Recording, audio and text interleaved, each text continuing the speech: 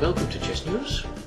Today I want to take a look at the game that was played between Aronian and Alexander Grischuk today during the last round of the second FIDE Grand Prix in Sochi, Russia.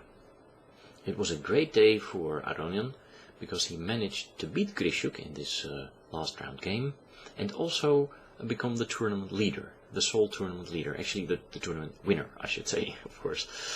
So let's have a look at how things unfolded. d4 was played. Grischuk defends with a Slav defense, and the opening is a Meraner. So they play a lot of theory moves here. This has all been played on a number of occasions before. Now a3 is played to nibble away the pawn on b4. Black takes on a3. And white now plays the interesting move b3.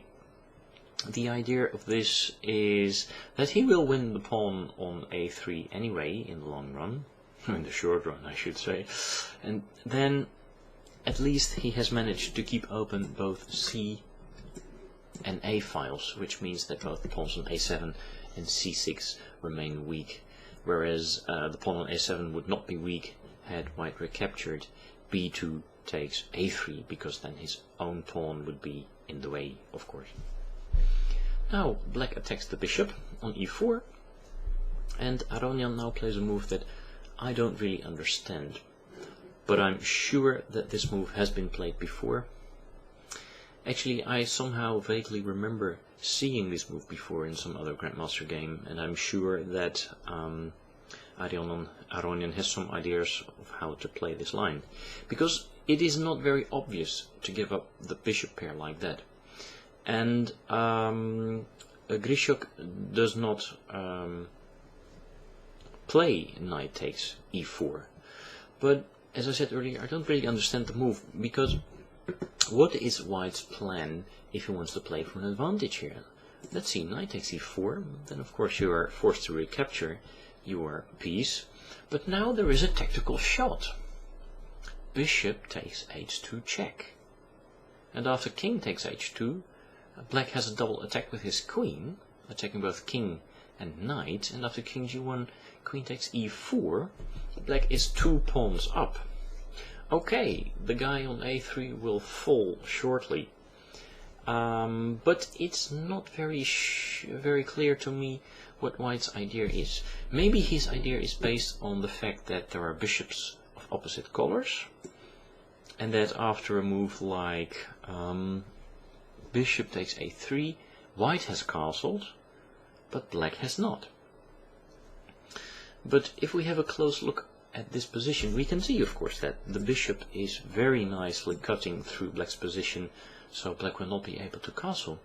But on the same in the same time, black also has a bishop of opposite colors, and just notice what's going on here, over the long diagonal. I suppose that in this situation, black would answer c6, c5, immediately threatening mate. And the only decent answer here would be to play f3, but of course that immediately loses a pawn to queen e3 check, and there can be no white advantage anymore, of course. So maybe we could improve on that line a little bit after queen e4, that we start here with f2, f3, and then after a move like, let's say, queen g6, only now maybe this is a good option to play bishop a3.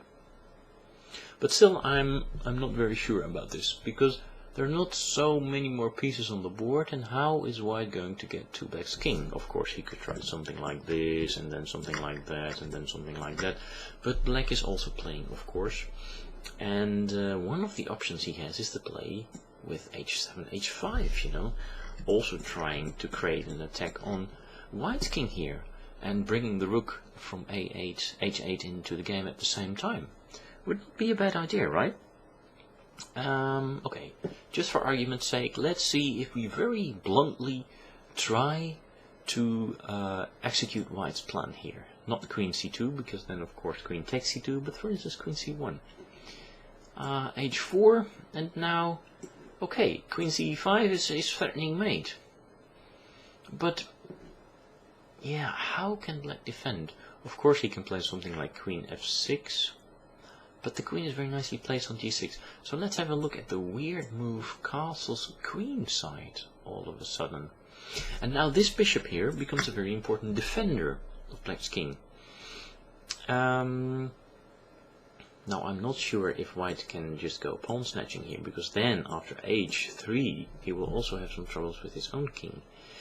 Anyway, this is very, very unclear to me, and yeah, we'll leave it up to the big guys to figure out what exactly happens in, let's say, this position. Anyway, as mentioned before, Grischuk did not go into this line after knight d2. I suppose he trusted Aronian to come up with some idea for a white advantage in that line, and instead he played here queen c7, which has also been played before. Okay, now there is a threat, of course, again against the h2 pawn, and also again against the bishop. And now Aronian retreats the bishop, allowing black to snatch the pawn on h2. But of course there are some ideas to this idea. Bishop takes h2 was played, king h1, and now white threatens with g3 to hem in the bishop here, and of course he also threatens now to go here with the bishop, and maybe even more precise to play a move like knight c4, which would really cut off the d6 square for the bishop. And of course if the bishop couldn't go there anymore, then this guy would become very, very strong. So, just in time, Grischuk now retreats his bishop, bishop d6. Knight c4 follows anyway with tempo, of course. Now white wants to take that bishop on d6, so bishop e7 was played, and now bishop a3 is played. White is a pawn down, but I suppose in the long run he will have sufficient pressure against a7 and or c6 to regain one of these pawns. And at the same time he's also controlling a few nice squares in the center, you know, such as these guys here, and well, he has already castled, and this bishop is also very active, of course, pressuring the pawn on c6. So Grischuk castles. Now this is still a well-known position, but I have the idea that Aronian comes up with a new move now. Bishop takes e7 was played before, and then for instance the game could follow queen takes e7, rook a5, rook fd8, king g1, just going out of any checks on h4 in the future, and now for instance giving up the pawn with c6 c5, so as to be able to exchange the bishops, rook c5, rook f3, king f3, and white has some advantage in this position, but I doubt if it's enough for a win. So this has been played before, but maybe Aronian also agreed that maybe this position doesn't really offer white any hope for an advantage, and after castles he played here bishop c5. Now at first this move doesn't look very impressive to me, and it still doesn't look very impressive to me. And the first reaction of course would be, okay, what happens if I just take that guy, you know? Because then there no longer is a white piece on c5, there will be a pawn on c5 now. And now I can gain a tempo, bring my rook to the open file with rook at the 8. Of course, white can now jump in with his knight, but this block of pawn and knight is not the most stable one we've ever seen in a game of chess. And I can immediately try to destabilize it with a move like knight d7, attacking the support point on c5, the support point of the knight on d6, of course. Now it would not be such a good idea to protect that support point with a move like b4, because then all of a sudden there is this move, a5, trying to really break this white queenside structure. And I suppose that black is fine in that position. So the other try after knight e7 would be to protect that with queen c2, say. But then, since the knight on d6 is indirectly attacked 2 times, knight c5 is possible after all. And then of course after queen takes c5 we have, for instance, rook takes c6 or queen takes c6, and in that case black will be even up 2 pawns. So for white it is best to desperado the knight now with knight takes f7, but after king takes f7, sorry, and queen takes c5, I suppose that white king is a bit more safe, but white is a pawn down, and it's not very clear if he has any advantage whatsoever. So this would have been a way for Grischuk to play. The way he played was a little bit more passive, and gave Aronian the idea to get more of a grip, the opportunity, sorry, to get more of a grip on the position. So let's go back to Aronian's idea of bishop c5. Grischuk now did not play bishop takes c5, but rook f d8. This of course also prepares to take on c5, because it pins the pawn on d4. But now white has the opportunity to play b3, b4, and supporting his bishop in this way. And of course the move a7, a5 is now not possible, because then white would simply snatch that pawn off with his knight. That's a very important thing to notice. So after b4, Grischuk decided that this bishop on c5 would have to be exchanged anyway. It is too strong. It's it's sitting there on an outpost, of course, so he exchanged it. B takes c5 was forced, of course, and now the way for black's a pawn has become free. But it's not the idea to push this pawn to the other side of the board, because white's heavy pieces are waiting, and this pawn is a goner anyway.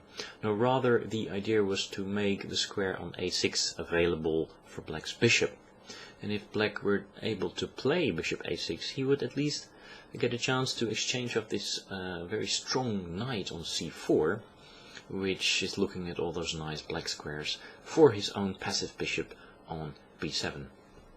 Now of course Aronian sees that coming a mile away, so he plays rook e1, so the knight will not be pinned after bishop a6. What Grischuk played, of course. The main thing now is to activate the passive bishop. So knight b6 was now played. You could ask yourself, why not knight takes a5? Well, I suppose after bishop b5 this knight would be a little bit out of play, and Aronian must have said to himself, I don't really need to win this pawn on a5 with my knight. I can put my knight on b6 like he did in the game, and then just try to win the pawn on a5 with my rook, for instance. And from b6 my knight is participating in the game better than it is from a5. So of course now the rook on a8 is attacked, and one idea was to play here rook a7 for Grischuk. Then the game could have continued rook takes a5, bishop b5, and now for instance a move like rook takes a7 and queen takes a7, and it would be more difficult for white to try and conquer the a file. But the move that Grischuk plays is also not bad, and I suppose the position is still within the margin of the draw anyway. So he played rook a b8. Now Aronian finally regained his pawn. Both sides have 5 pawns now. Of course now the bishop is attacked, so bishop b5 was played here. And queen a1 was played. Now the nice thing here is that white of course has a strong grip now over the a file, and he's enjoying a very small but lasting initiative. So black now starts improving the rest of his pieces. Knight d5. This is of course a very nice centralizing move for him, and Aronian tries to make headway now with rook a7. So the only move is now to interpose the black rook, and now there is an exchange. And since the knight from b6 is attacking the a8 square, white can quite safely pile up now on the a file, and he does so in playing queen a5. And I suppose his next move is going to be rook a1, and then probably queen a7, and just try to pressure black in the endgame. But I think it is at this moment that Grischuk is starting to go astray. I think the best move would have been to concentrate all his forces for the defense on the queen side. And a nice idea to do that would be to play rook b8, to try and put the question to the knight on b6. At least 3 black pieces would then be attacking the knight, and they would be trying to keep some kind of balance on the queen side. Now, white can defend against the immediate threat of knight takes b6 with rook b1, very funny, because now knight b6 would be a blunder because of rook takes b5, and white would be winning immediately. But after rook b1,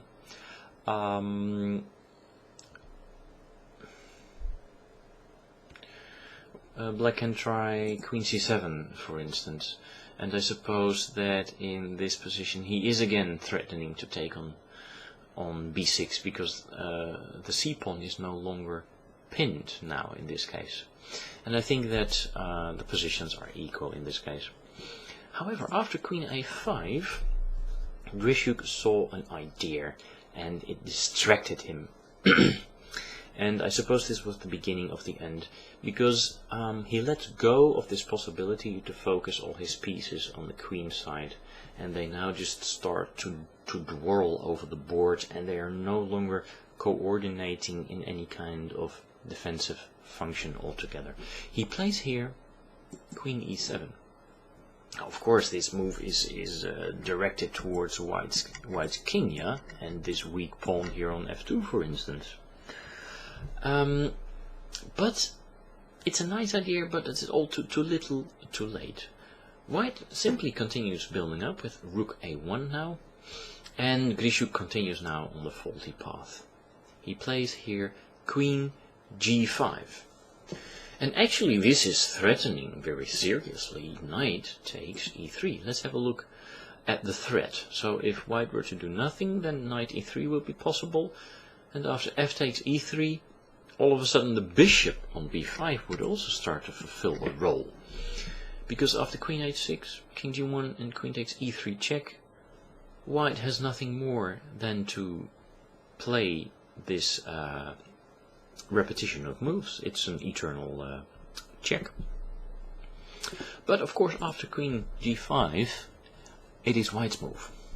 And white now exchanges his faraway knight for black's centralized knight that was also threatening to take the pawn on e3. So knight takes d5, the white knight has done its work, and after e takes d5, it slowly becomes a technical position for white, because you can really see that white's advantage is beginning to take shape after queen c7, which was what Aronian played. And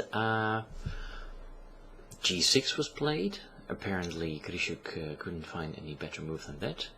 But now, of course, rook a7 was played, threatening to take on f7 and conquering the 7th rank. You can imagine that white now has a very nice advantage.